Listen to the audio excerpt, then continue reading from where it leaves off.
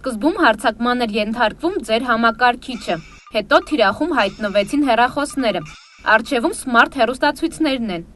Նոյեմբերի 16-ին հանրահայտ Կասպերսկի լաբորատորիայի հիմնադիր Եվգենի Կասպերսկին հանդիպում ունեցավ ՏՏ համայնքի և լրագրողների հետ։ Նա Հայաստանում է տեղեկատվական տեխնոլոգիաների ոլորտում համաշխարհային ներդրման համար Հայաստանի Հանրապետության նախագահի մրցանակը ստանալու համար։ Հանդիպմանը Կասպերսկին անդրադարձավ ներկայում և ապագայում մարդկությանը սպառնացող հիմնական կիբերվտանգներին։ Նա ներկայացրեց վտանգների ինտերնետը դասախոսությունը, որում անդրադարձավ այն հարթակներին, որոնք առավել կիբերհարձակումների թիրախում են։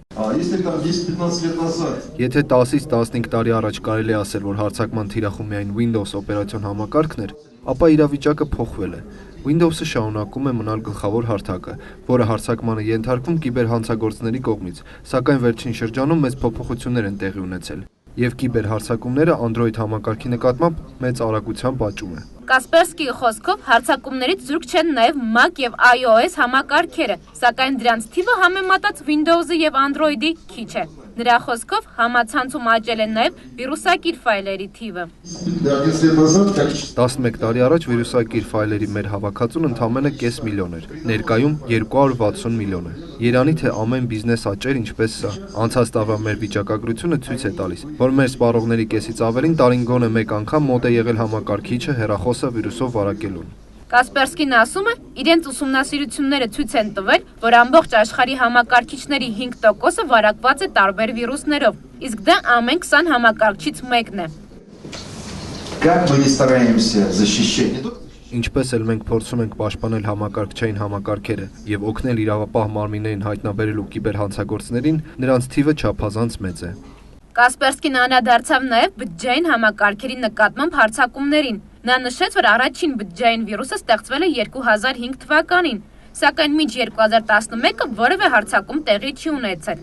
Իրավիճակը փոխվել է 2011-ին, երբ աշխարհում գործող մեծաթիվ բանկեր հաճախորդներին առաջարկեցին նոր ծառայություն՝ բջջային վճարումներ, իսկ հաջորդ թիրախը ըստ Կասպերսկիի կլինեն սմարթ հեռուստացույցները։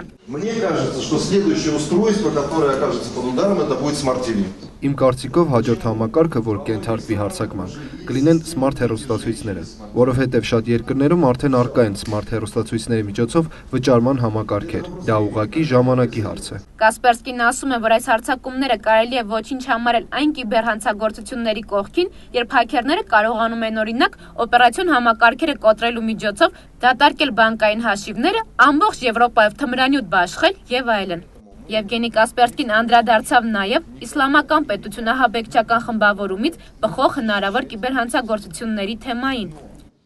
Если вдруг они будут изобретать системы компьютерных атак,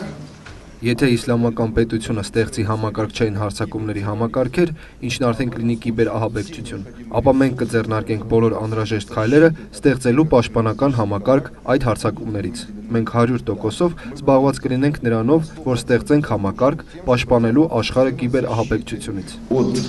кибертеррористических атак. Հեղինակավոր մասնագետն ասում է, որ կիբերահաբեկչության դեպքում աշխարհի որևէ երկիր անվտանգ գոտում չի կարող լինել, քանի որ այն իրականացվում է համացանցի միջոցով, իսկ համացանցը սահմաններ չունի։ Իսկ սպառողների եւ անհատներին ամենօրյա հարձակումներից խուսափելու համար նա խորհուրդ է տալիս ունենալ անվտանգության վստահելի համակարգեր համակարգիչների սմարթֆոնների վրա եւ համացանցում չվստահել ամեն մեկին։